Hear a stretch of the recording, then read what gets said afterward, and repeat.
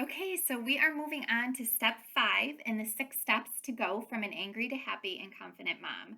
And if you haven't done so already, you will want to grab this free downloadable printable that goes through all 6 steps. We're on number 5 today, but this is just a brief overview of all the steps in this series. And if you just happen to come upon this series for the first time, I would highly encourage you to go back to step number 1, which is in the links below the blog post. So you can go through and catch up with the different steps previous to step number 5.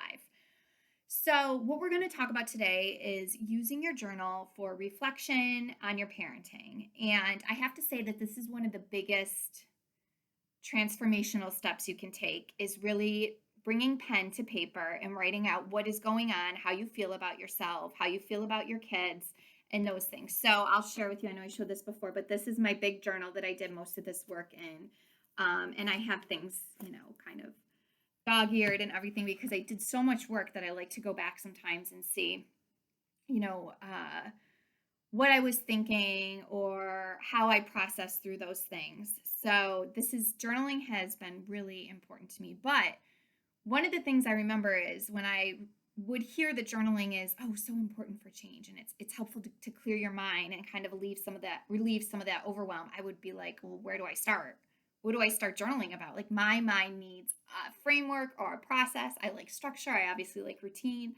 So it was really hard for me to just sit down and journal. So I think I want to give you 3 questions that you could sit down with and journal about every day. Now, you don't have to use all 3. Maybe you just want to start with 1, or if you're somebody that just as easily just starts from nothing, you can just journal about whatever.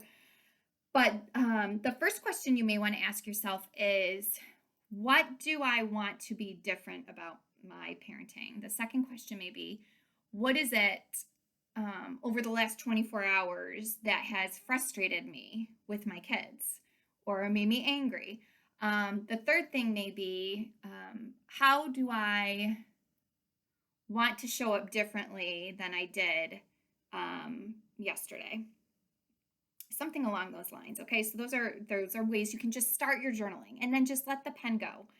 And then what happens is there's this very kind of helpful framework, I would say, for after you're done with your journaling to kind of process through and somewhat get yourself in a different emotional state. Okay, so let me use an example for you. So let's say you're thinking about what frustrated you, or maybe what you yelled, the night before bed, and what was going on in that moment to cause you to yell.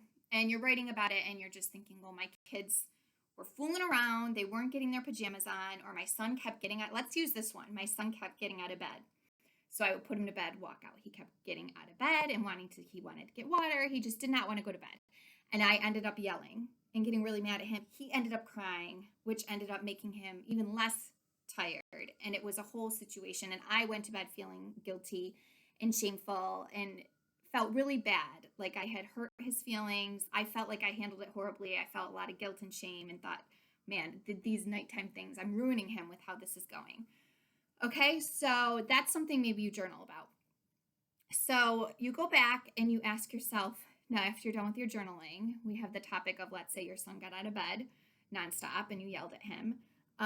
What are 3 things good about this situation? And that can be really hard to find, but I really encourage you to sit there and try to rack your brain and figure out what are 3 things that are good about this situation. Okay, so in that situation, I could think the first thing is that I am around to be there for him and redirect him and put him to bed.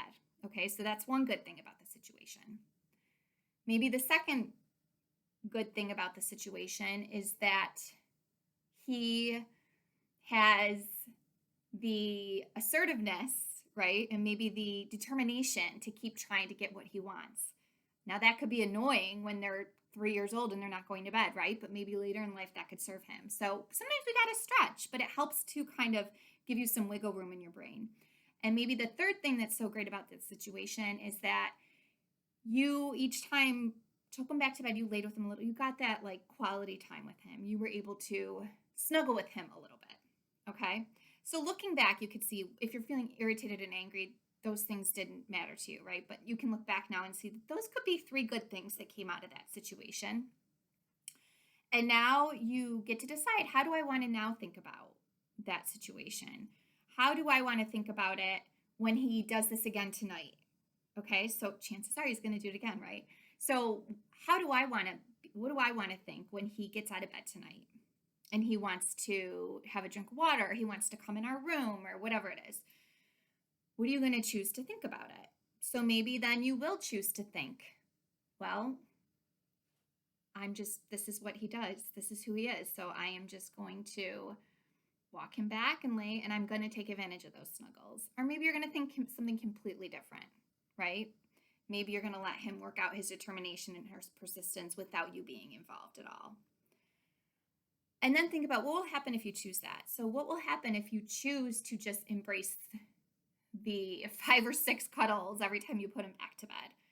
Or what do you think would happen if you allowed him to use that determination and that persistence? Obviously, within reason, you don't want him to put himself in harm's way or anything.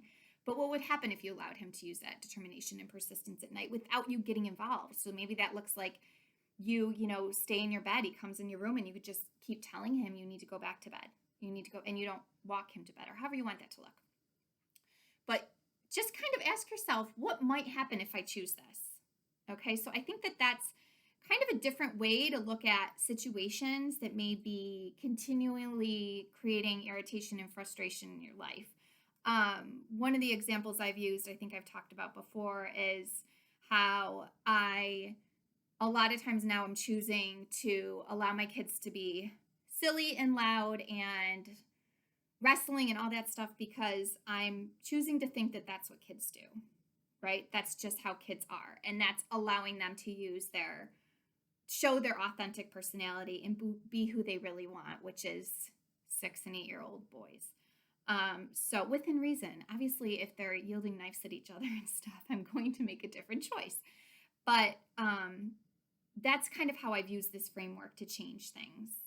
So that's what I really encourage you to do. Sit down with your journal, take the time at some point in your day, make it a routine, make it a daily thing to sit down for 5, 10, 15, 20 minutes and journal about what is going on in your parenting, what's going on with your kids, and how are you responding to that. And then ask, what are 3 good things about the situation? And you have to really force yourself to find 3 good things. How are you going to choose to think about it? And what will happen if you choose to think about it in that way? All right, so get to journaling, and I'll see you in the next step. Step number 6, we're almost done.